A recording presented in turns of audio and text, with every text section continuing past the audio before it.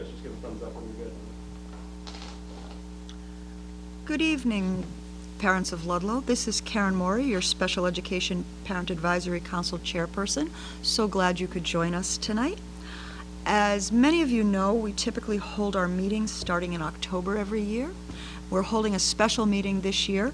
Mrs. Tillotson, our Special Education Director, has asked if we could hold a meeting prior to the start of the school year so that you folks could get some questions answered if you have any.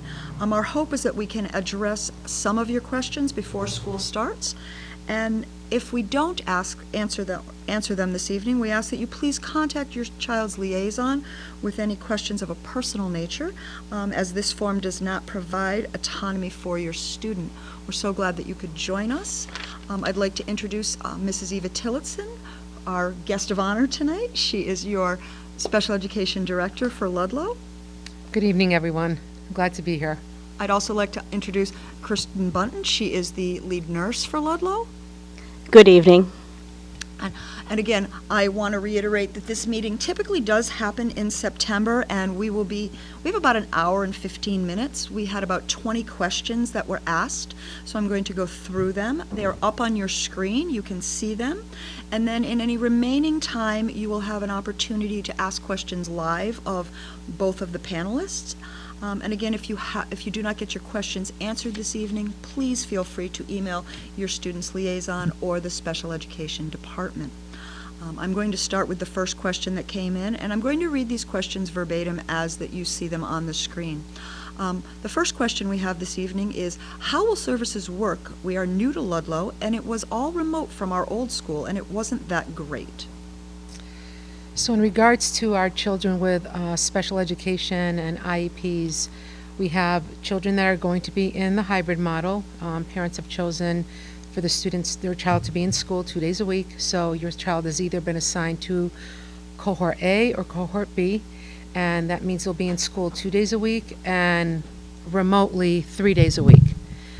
The students who have IEPs in the hybrid model, will be receiving their IEP services by their special education teacher and or any related service providers. And on remote days, so for example, if your child is in school Monday and Tuesday and they're home Wednesday, Thursday, and Friday, they will be virtual with their teachers or another teacher that is working with them during that remote time.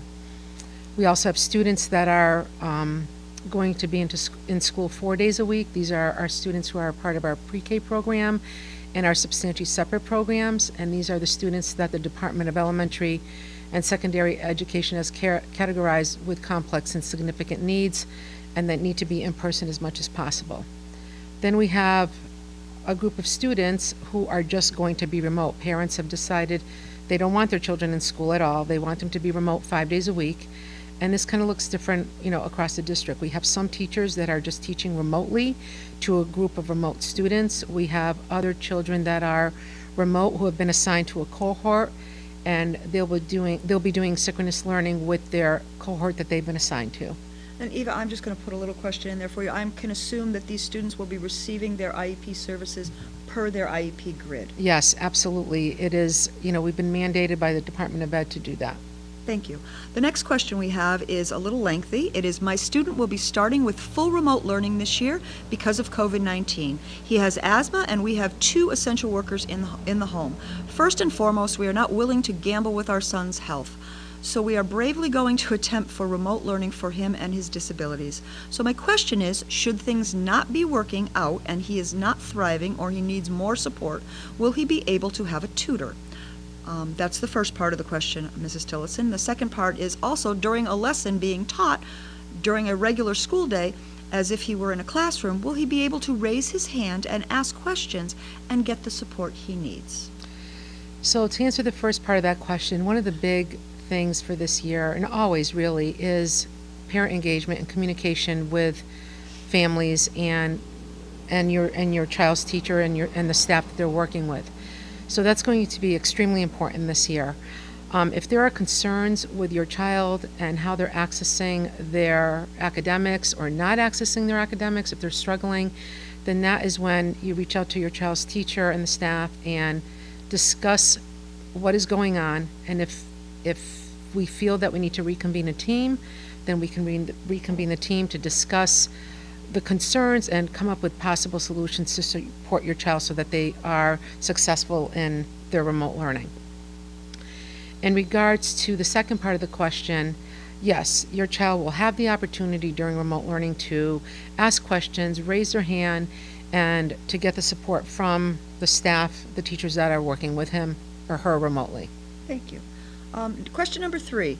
My son has an IEP, and if he needs extra help with assignments, how will he get extra help? Will the new teacher reach out to me or to him?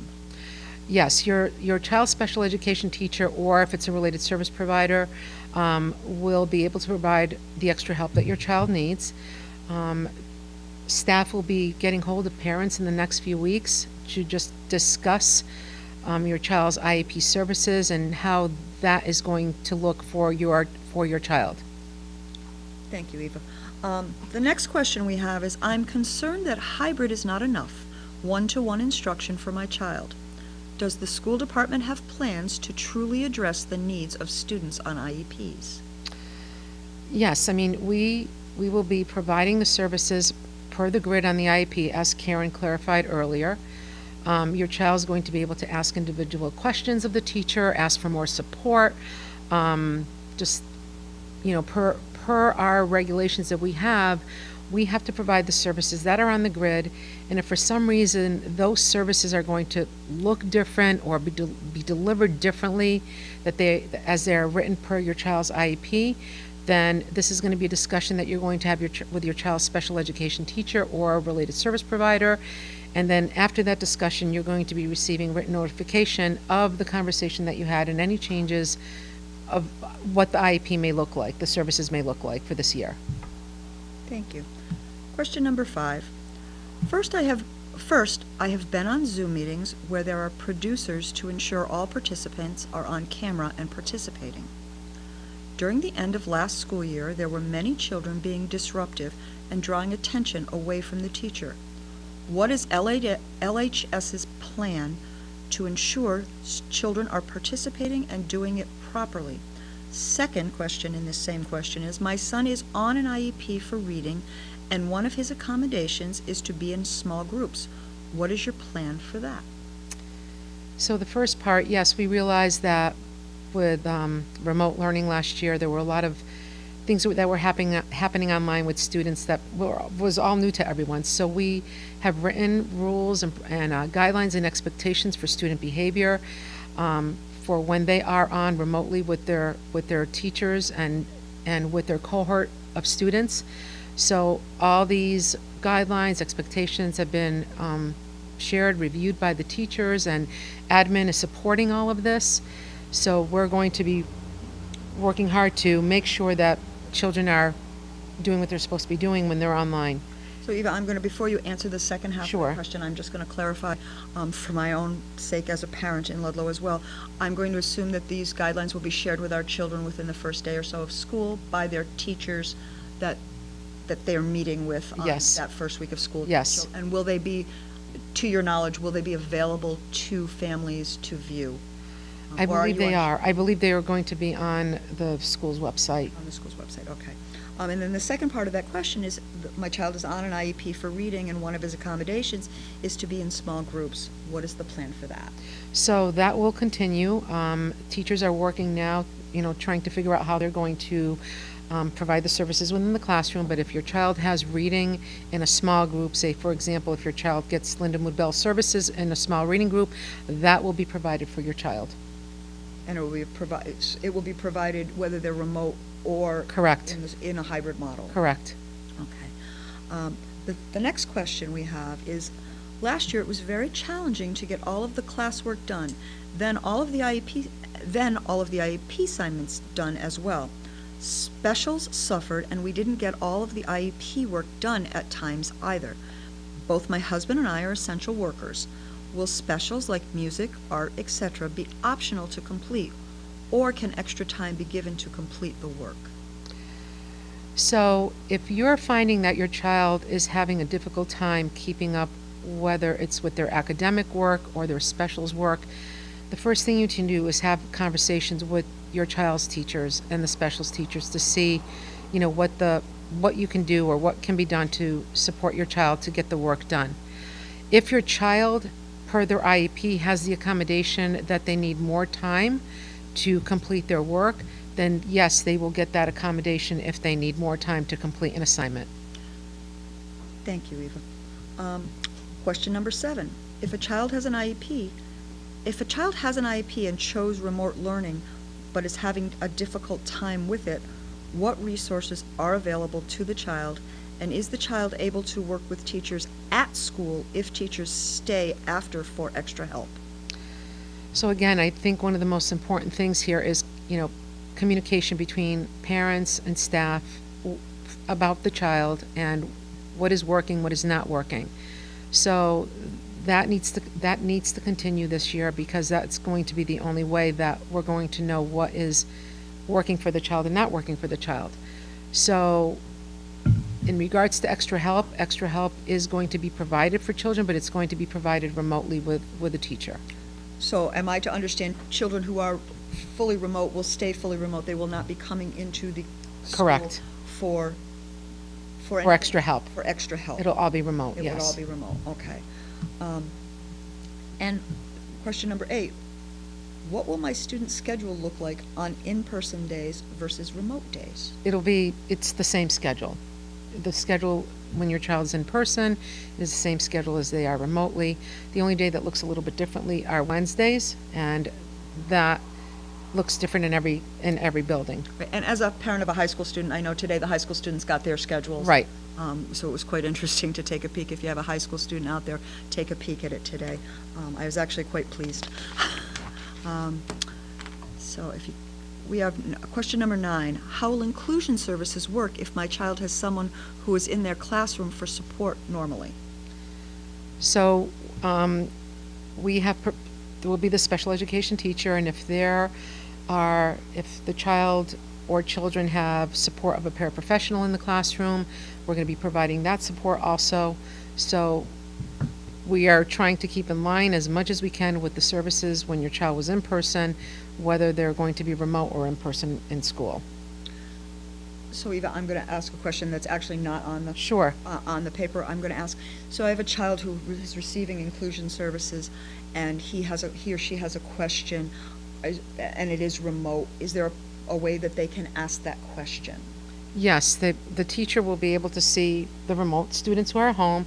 There's a way for them to raise their hand, ask a question to the teacher. So yes, they will be able to ask their questions. Perfect.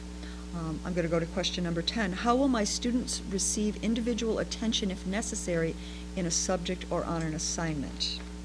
Well, they'll receive it from their special education teacher, or if there's a paraprofessional that is attached to the classroom that is helping the children, that's how they're going to receive their individual attention that's necessary. Like email, or if a parent felt that there was a question that the kiddo was answering at home, they could reach out via email to their teacher. Correct.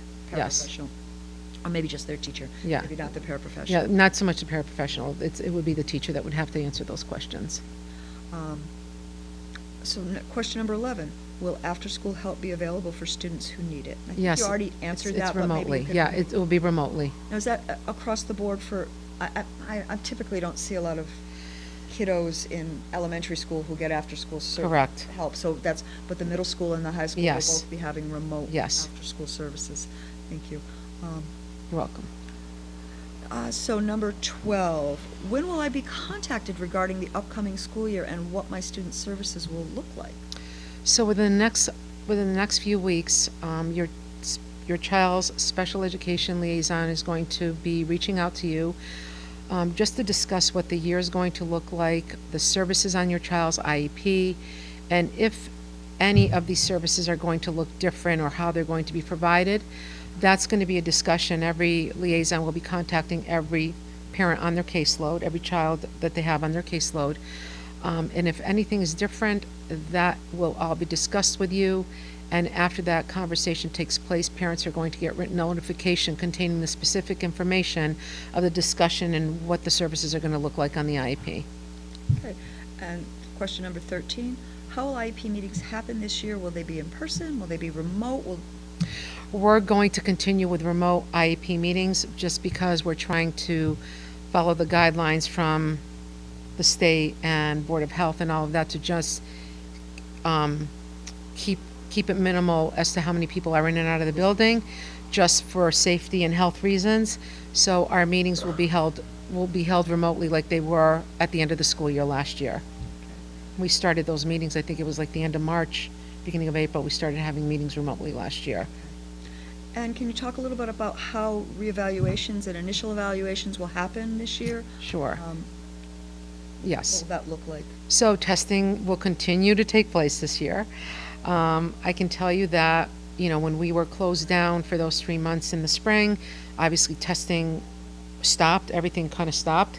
So what we did over the summer was we had our evaluators start doing some evaluations over the summer, and even then wasn't enough time. We are behind in our testing, just like everyone else is in the Commonwealth, behind in testing.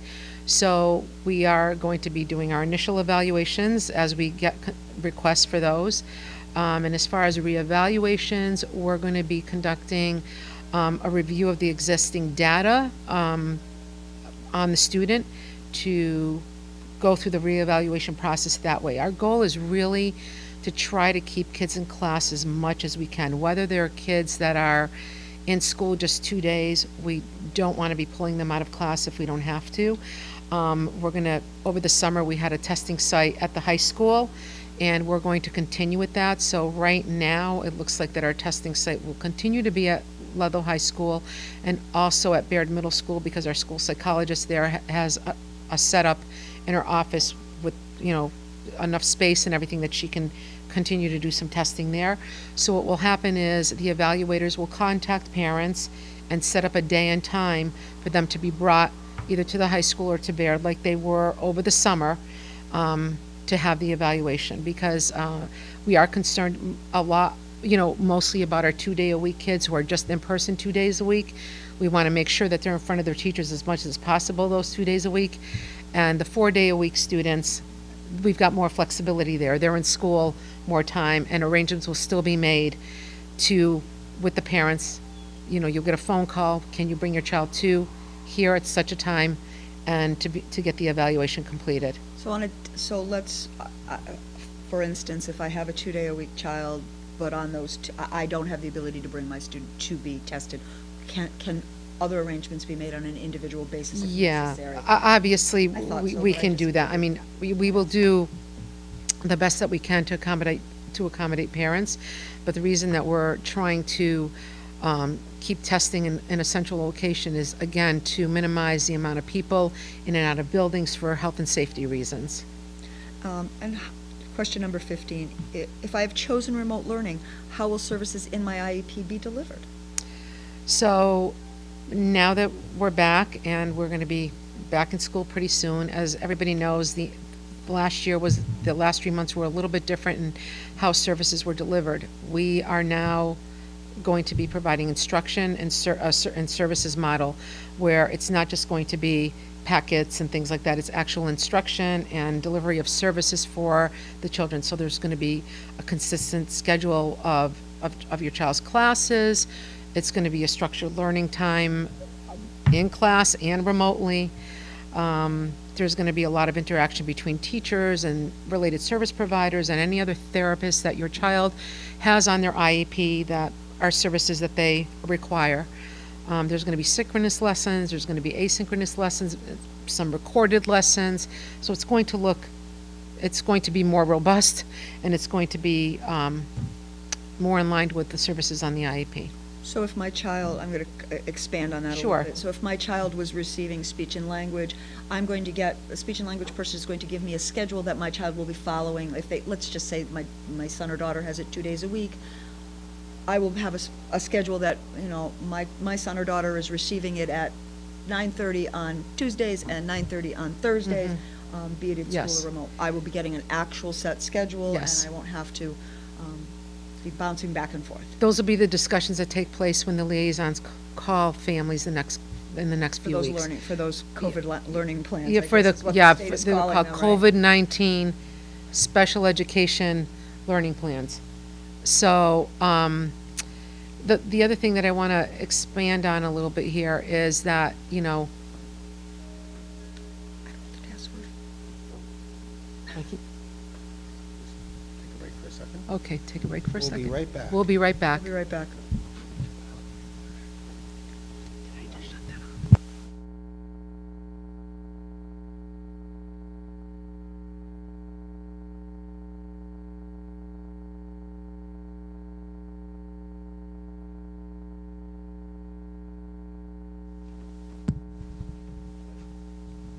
Sorry about that.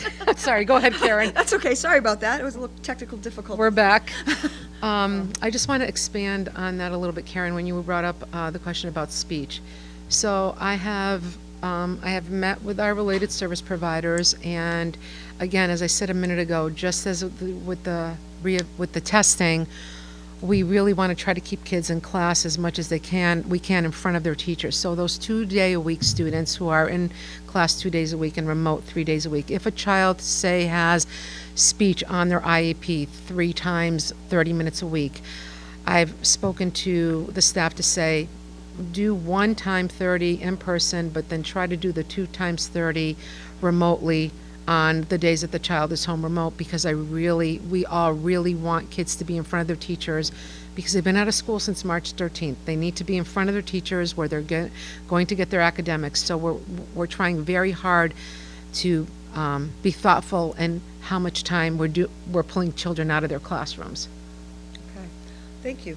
That makes sense. I know that I saw the high school schedule, and some of our classes are a little bit longer at the high school, so it would make Yeah. sense that I would want my student to be in a class to get that instruction. How did you determine which students would require the 4 days per week as opposed to the 2 days a week? Okay. That students, like my student, is getting the 2-day-a-week hybrid, like Yeah. many of his friends, all of his friends, but there is that certain section of students that are receiving a 4-day-a-week service.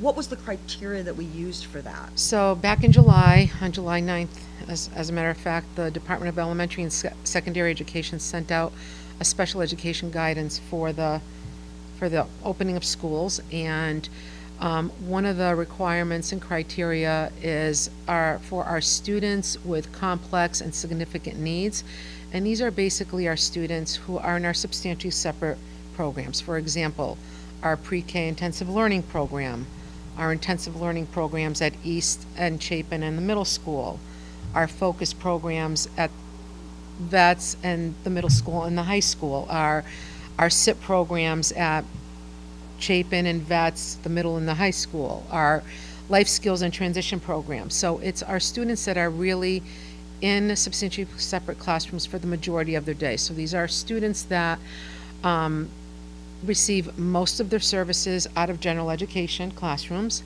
that are getting their services by either a special education teacher or a related service provider, and are receiving special education services 75% of their school day. So those are the students that are getting 4-day-a-week services, because the Department of Ed really wants those students in person as much as possible. So that's how we made that determination of who gets 4 days a week. So the state provided you with the metrics and you used Yes. it, and that's. Yes.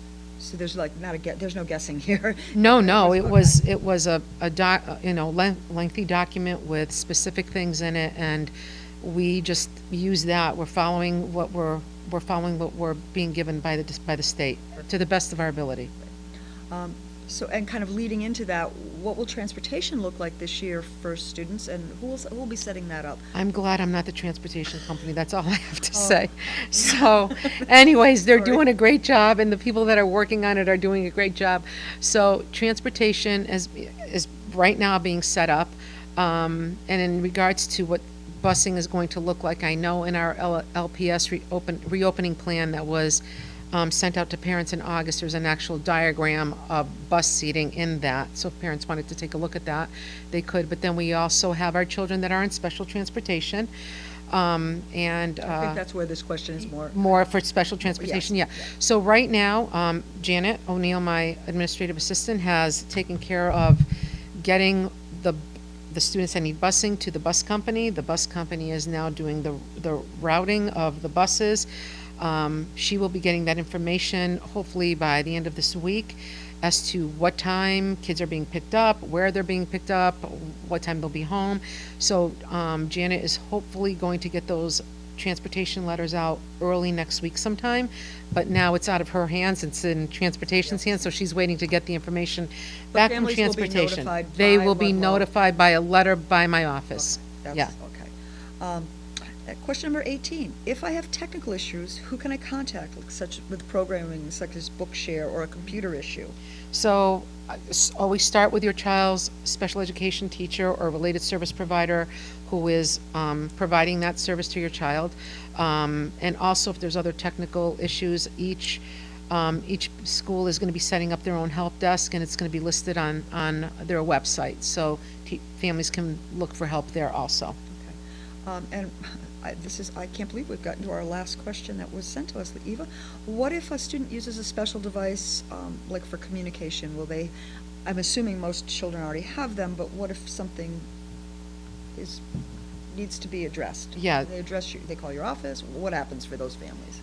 So some of our students, we haven't taken devices back. We've kind of left them with them over the summer, like Chromebooks and things like that. There are students that have iPads, and if there's any issues with the devices, they just get a hold of the special education teacher or if it's speech or whoever's working with that child on those devices, just get a hold of us, and we will take care of it if there's an issue with it.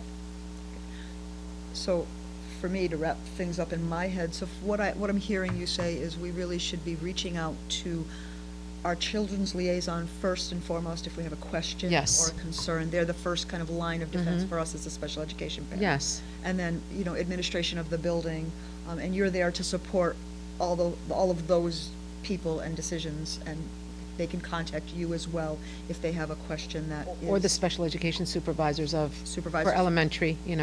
Elementary. So at preschool, it's Allison Morgan is the preschool supervisor. Then for East, Chapin, and Vets, it's Dr. Maria Costa is the supervisor for the elementary, and then Teresa Poteet is the supervisor for middle and high school. For middle and high school. Yeah, but always reach out to your child's teacher first. Thank you. I think we're going to open up question and answers.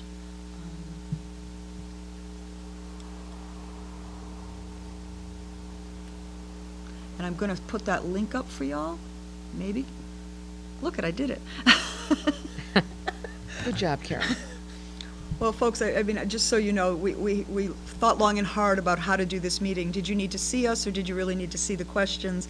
And we felt like having you see the questions was much more important than seeing us on a Wednesday night. But we're glad to answer any questions. I think it's turned on, so feel free. In the meantime, I'll chat with Eva. I guess, Eva, thank you. And thank you for making time in your day to come tonight and answer some questions for families. You're very welcome. And I'm sure that people will still have questions. I know I have a high school student, and I will have questions moving forward.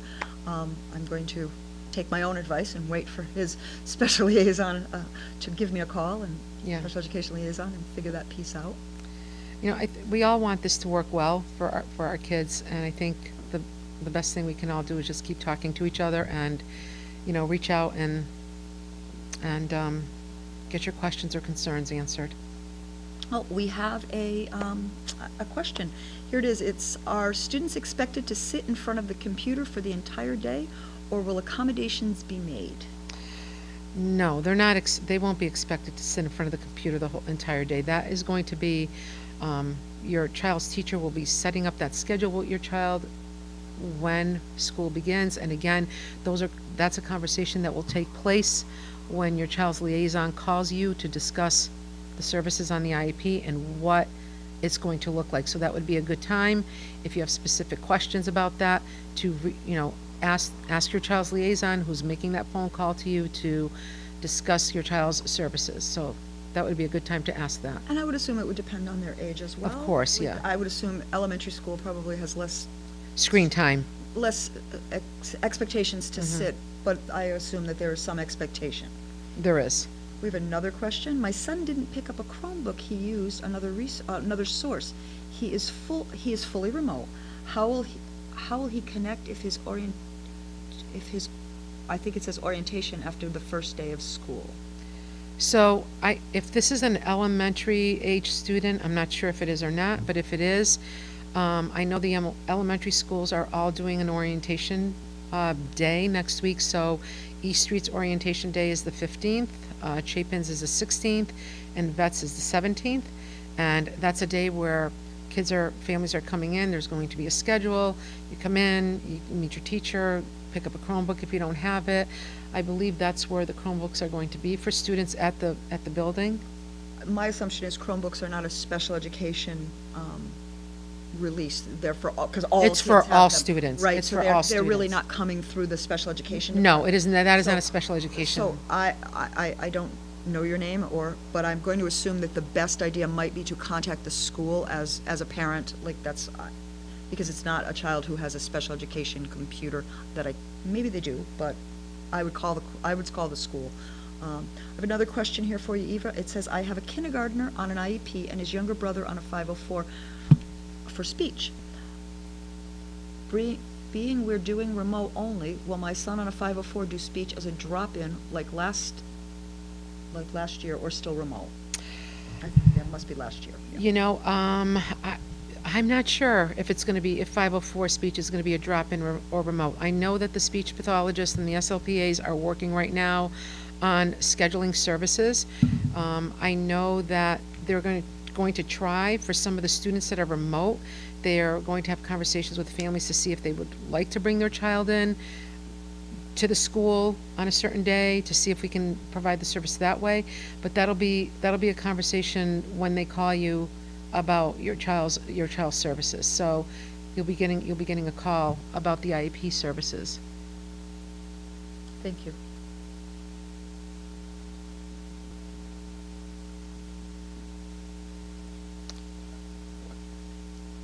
I don't know how to fill in some time. I have all sorts of questions, right? Go ahead, Karen, ask away. No, you know what, Eva, I think that families always have questions, right? And Sure. as a parent of a student in district, I am concerned, like, we're all concerned. Of course, we're Everyone- concerned too, yeah. I think you guys are too, right? Yeah. I mean, as someone who has, tried to read as much of the guidance as I can, and it's out there, folks, so if you're interested in seeing that guidance, it is out there on DESE's website. You can read it. We're trying our best to navigate just like you guys are. Yeah, it's I think it's daunting for everyone. As a parent, this is extremely difficult. A lot of hard decisions had to be made, I said and to someone today, I leave my 16-year-old home alone every day because I go to work. yeah, And what's the kid up to, right? yeah. I don't know. I mean, Yeah, there's no, an those are- Xbox, yeah. there's a computer, there's a phone, there's all Right. sorts of things to get in trouble Right. with. No,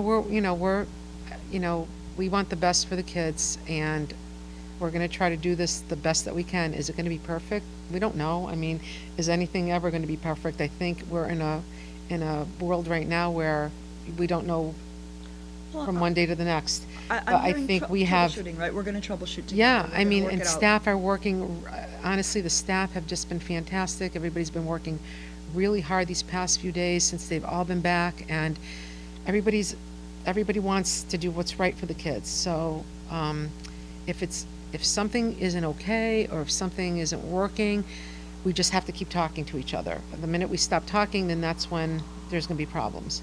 Somebody's asking us a question. Here we go. That went quick.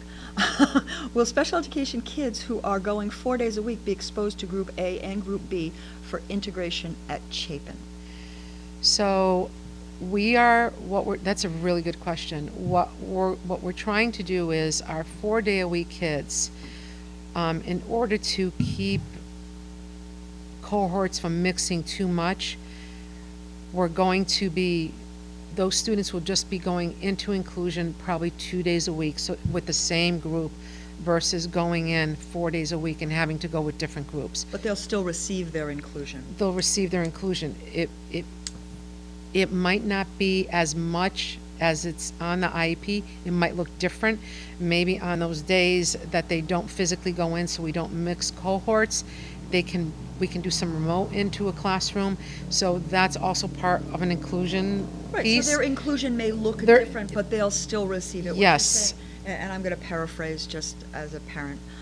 What you're saying is if my student is in 4 days a week and they have inclusion on their IEP for a daily amount, so on 2 days a week it would be in person, and on those other 2 days a week it would most likely Be remote.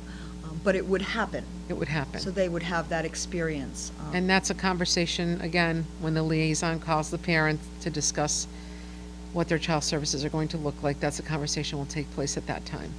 We have another question here. It says, how is it going to be handled if remote classroom does not work for a student? Well, as I think we had a similar question earlier. That's a good question, and I know that's a question that concerns parents. If remote's not going to work, if it's not working, again, I think the best thing that we can do is just keep talking to each other to figure out where the problems are and what we need to do to make it work better for those children that are remote. I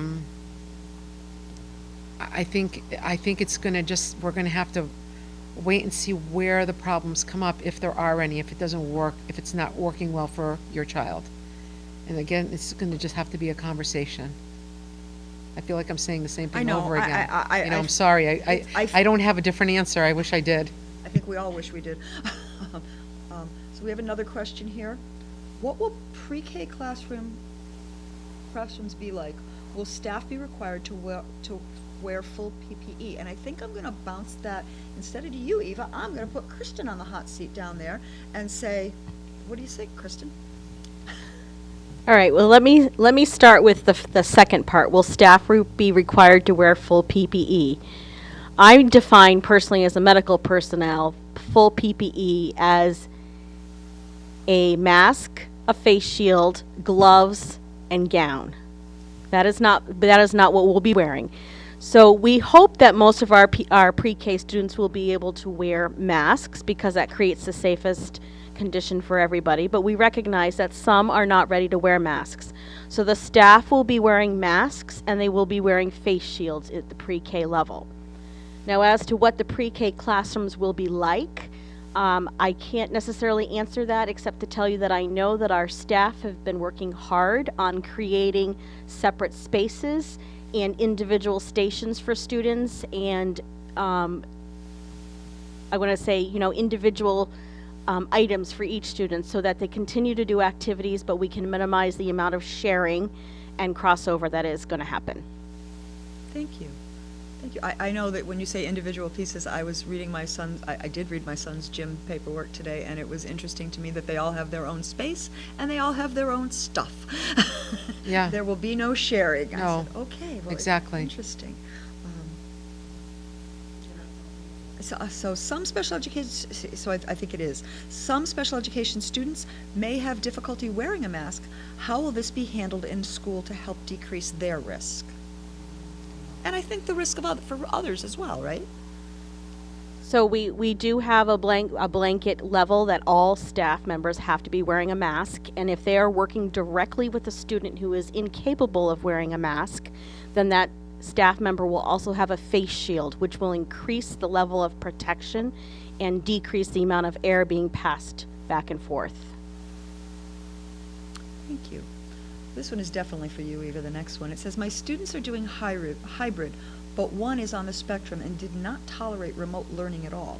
How long does he need to struggle before a change is determined necessary?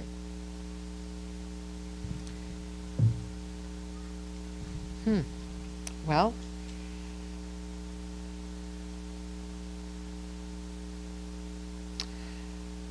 typically we like to use the Columbus Day cutoff date to see how students are doing.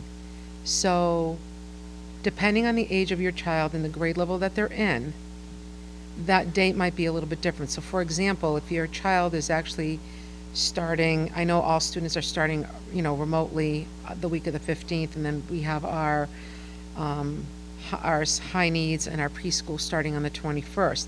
So, if your child, whether they're starting on the 15th or not starting in person until, if they're a high school level, the second week of October or the first week of October, we need to give those children some time to see how that's working for them. possibly by the end of October. I'm just trying to figure out in my brain. I know Columbus Day is typically 6 weeks away. Kids are in school for 6 weeks by that time, but now because we're having the staggered So start, it's going to be ongoing assessment, it'll is what be, you're saying. yeah, it's going to have to be because it depends on the age level of the child, how long they've actually been in person, because some of the older kids are starting in person a little bit later on with our staggered schedule. Okay. So, So we have another question. How will adaptive equipment still be, will adaptive equipment still be used in ABA rooms such as a sensory swing? And I think that's maybe you, Kristen? I'm not really sure. It's kind of me. It's kind of you. A lot of things fall under me that didn't used to. So yes, we have had conversations with our special education staff about the adaptive equipment that is available, and we are still planning on using that equipment unless it involves some type of cloth covering, and we will simply be wiping it down between students. And then it's important to remember that custodians will be disinfecting the entire building at the end of every day. Okay, next question. For those students going 4 days a week, including pre-K, will they be doing Wednesday as a virtual day, or is it different for K through 12 versus pre-K? no, everybody is virtual on Wednesday. pre-K. Including pre-K. Including pre-K. Yes. And another question, when will we be getting our children's schedule? I'm going to answer that. I know the high school came out today. I'm not sure about the rest of the buildings, but I would assume probably this week, because school starts on Monday, or no, Tuesday, right? We're a Tuesday district. Yes, Tuesday district. Yeah. I can't keep it straight in my head. But I know the high school did come out today, and I don't. I'm not sure I don't when think the Eva rest would of, have the yeah, I answer to don't. that question, yeah. but I reach out to the school. I'm sure that someone at the school, if you give a quick phone call, could answer that question. I think that special education schedules, like service provider schedules, will be, as Eva said, coming out. You'll be getting a phone call about what those will look like. Yep. I think That's it. that's it. Any other questions? Nothing yet, but they're coming fast and furious, right? I think I got everybody. I'm just gonna go back. I think I got them all. Yep.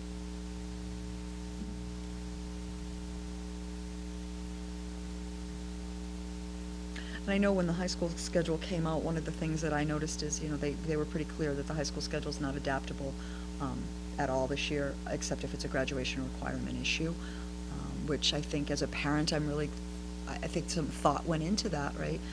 I don't have to worry, will my child's cohort be changing dramatically once he starts school? No, we're not going to be. Well, as a parent, it gave me some comfort to know that he will be Good. getting the same classroom experience kind of from the get-go. Right.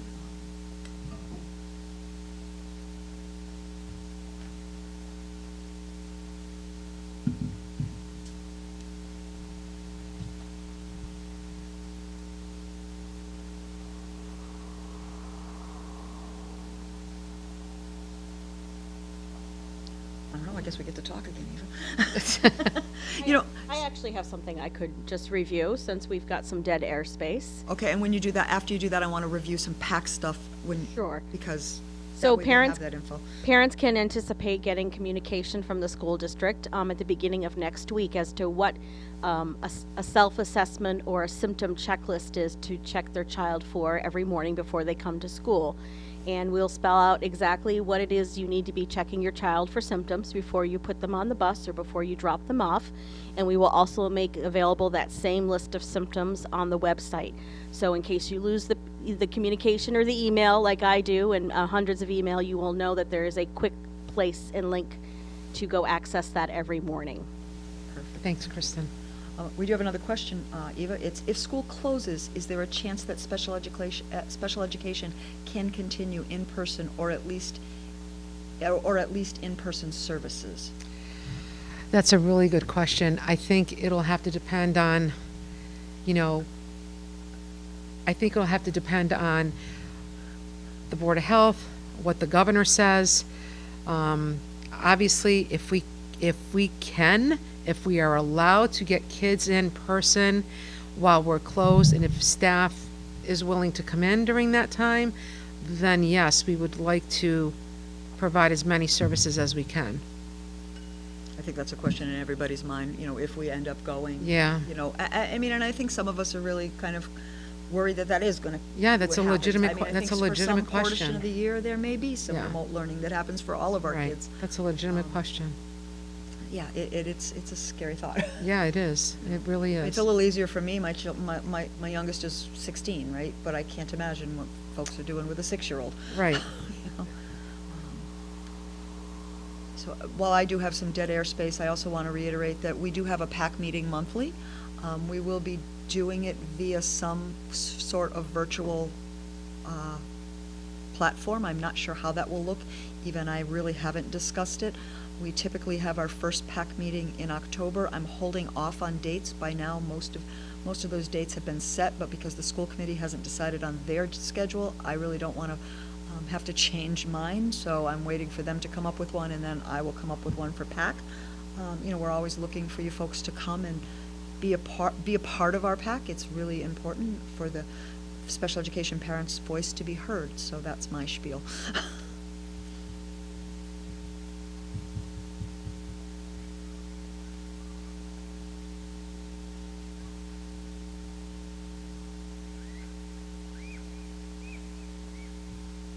So Eva, I don't know if I have anything else like I can think of. I'm looking through my paperwork here. Do I have any more questions that I can throw at Eva today? But I really don't. Okay.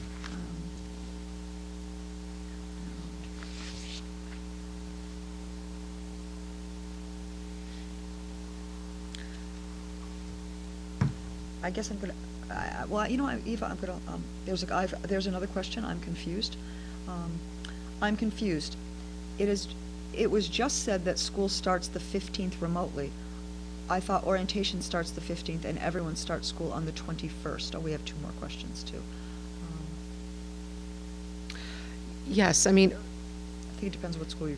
the orientations are definitely at the elementary level, and at the secondary level, there are going to be some orientation there also. But as far as starting remotely, I think teachers are going to be reaching out to parents the week of the 15th, but as far as actual remote lessons, they're not going to be starting until the 21st. So it'd be like a social emotional kind of period Yes. of time. I think a lot of districts are doing that, where they have that first couple of weeks where Yes. they're really working on that social emotional part, because most of our children haven't been in school for 6 months. It's a long time to go Right. without school. I have another question here. It says, my son was in the middle of getting testing before school shut down last year. When should I expect someone to reach out regarding finishing or restarting testing? So He did his speech testing last week, and they had to redo the whole test. Sorry, okay. I'm choking over here. Okay. So I just met with the evaluators last week, and they're in the process now of, we went through the students that need to still be evaluated. So they're in the process now of scheduling that. So I would say within the next couple of weeks or so, you'll be getting a phone call as to when your child needs to be brought in for testing. And if you don't, if you don't hear something by, say, the end of September, please shoot me an email. Here's another question for you, Eva. Will there be inclusion time for intensive needs? I think you've already actually answered Yes, that to if- some extent, but yeah. could you reiterate? Yes, if your child is in a program and they have inclusion on their IEP, we are going to do everything that we can to get the child in as much as possible. But again, we're going to try not to be mixing cohorts. So your child might be attached to either a group on Monday or Tuesday or a group on Thursday and Friday, and they will stick to that group and do remote into the classroom on the days that they're not going in there physically, so that we're not mixing cohorts. So there would be inclusion time remotely and Yes. inclusion time in person? Yes. And that's been built into their schedules, I would assume? Teachers are working on that now. Well, Yeah, it will, how about if I say it will be built into their yes, schedule? yes. Okay.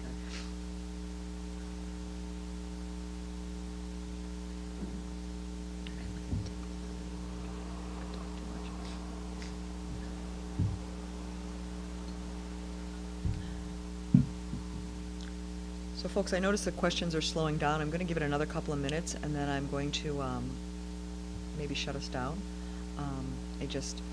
if you folks have, please feel free to type. We'll go till 7 o'clock, Sure, another 10 minutes. I think that guys are, sure. it's reasonable. And again, please come to our next month PAC meeting so that we can discuss kind of what we're going to use for resources for the rest of the school year for parents. We'll maybe have some speakers, some PowerPoint. Last year we had a couple of people in from the state to talk about their programming, so maybe we can get some people to Zoom in with us or Google Meet in with us, I guess is what Google they Meet. use. Google Meet. I live in a Zoom world.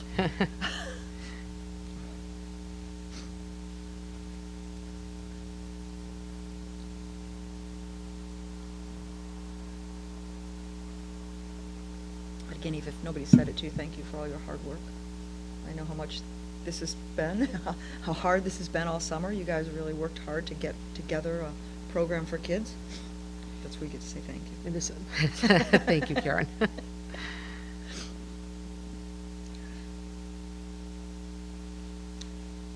can recognize it's a lot of work. Well, it's a lot of work for everybody, parents, us. It's a lot of work across the board for everybody. 6 months. Yeah. You know, when you think about it, I was saying to you, March 13th was my last meeting out of my office. I had my first one yesterday out of my office. With me. With you. It was a fabulous feeling. It was a really good You were feeling never to- so happy to see me, Yes, were you, I Karen? wasn't. I'm so tired of a computer screen, as I'm sure many of you are. Yeah. And as I'm sure our students will be. I mean, you know, it's hard. They want to see their friends. I and know. It's going to be, it's a different world.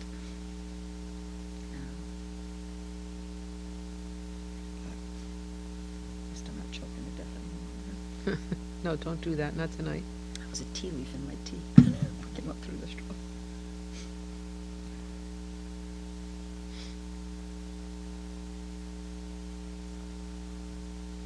So we have another question here. Will children be sent home if they cannot wear a mask? Sorry if this was asked already. So I think the question, and I'm just gonna, the question is different, is will they be sent home if they cannot wear a mask, not if they won't wear a mask, right? Two different, I think those are two different questions, and I see, I'm gonna throw it to Kristen over there, because she's shaking her head. Yes, there is a difference between those students who will not wear a mask versus those who cannot wear a mask. Correct. Students who cannot wear a mask, we're going to identify them literally one by one in conversations with parents and looking at the needs, both the health needs or possibly the developmental needs of the students.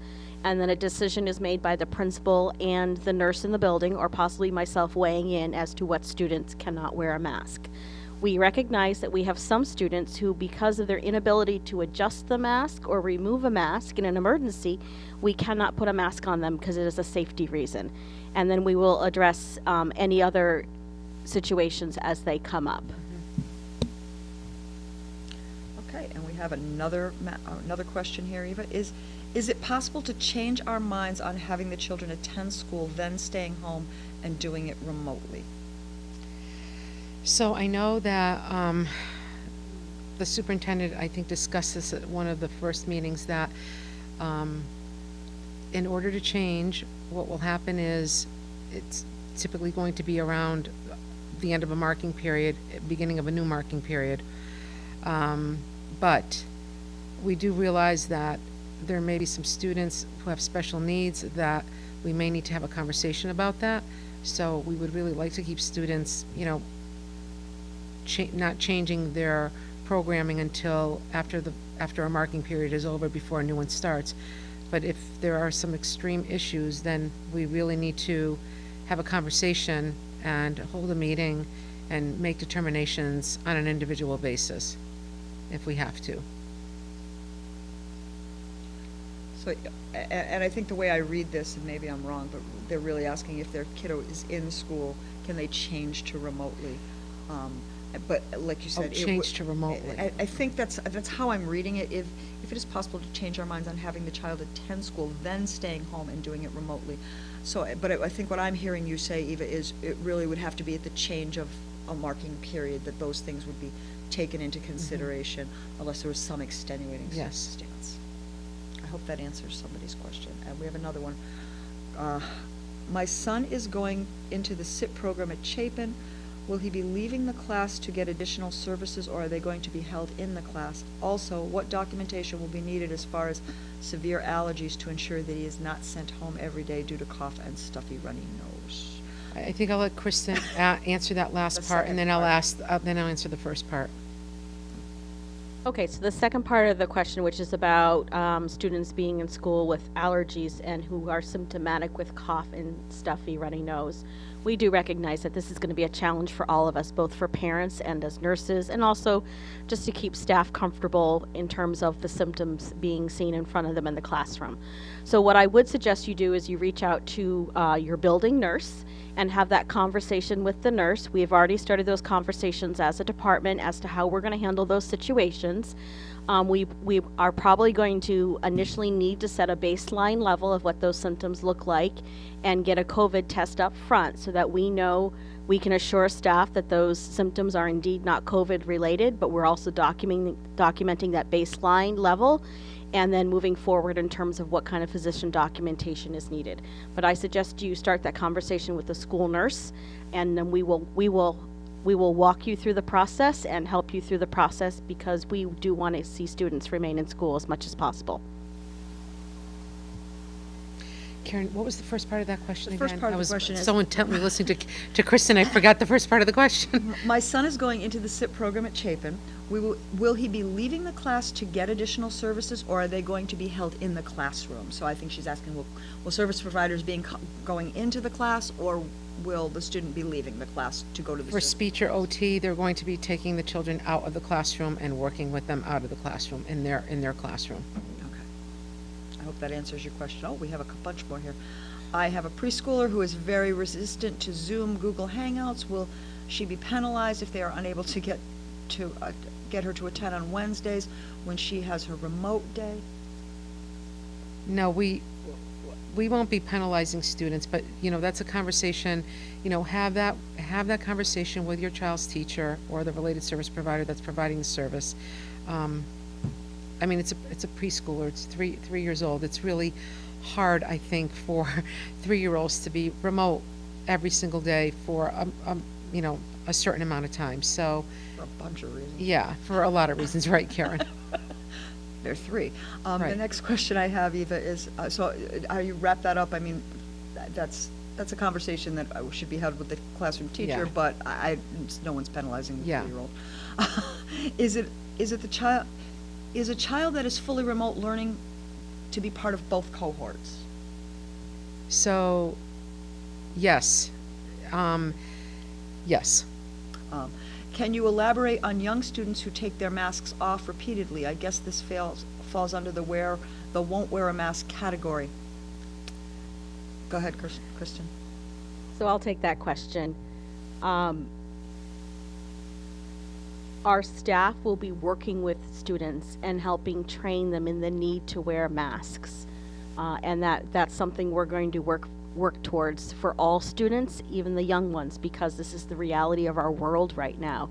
So that is something that we will also be working with in school with our youngest students who may not be used to wearing masks. We do suggest that you maybe start some mask training at home and, start to introduce the mask, give opportunities to wear the mask so they become comfortable. Our experience at local day camps in the area is that many students did an excellent job of keeping masks on and seem to adapt quite quickly and forget about it. But we will work with students who are having a hard time with that. There's a question here that says, my son is full remote. Will he be part of both cohorts? You've already answered that. The answer was yes. Then we have another question. Kristen, this one's for you, honey. My son has a doctor's note stating he cannot wear a mask. I've touched base with the nurse, and I think it must be Nurse Maria, and she has stated that they will still encourage him to wear it, even though he has a doctor's note. I am worried pushing the mask on him will be too much. Who should I discuss this with further? So I think that be a great conversation to have with the BCBA as to what you think your child can tolerate and how that they could assist in that process. I do know that many of our special education staff and our BCBAs were already working with staff in the spring on introducing the mask with social stories and wearing a mask as examples. And so I think that's a great conversation to address with the individual service provider who'll be working with your child. Yeah, we know that there's going to be some work on our end to really do some desensitization of being able to wear a mask in school. And even if it's for just a short period of time, if we can build that up, then we're going to work on that. All right, that appears to be our last question, and I think that, again, folks, if you have other questions, please feel free to send them on to your liaison, email Eva, and please come to our next PAC meeting. We'd love to have you. Thank you, everyone. Thank you. Thank you.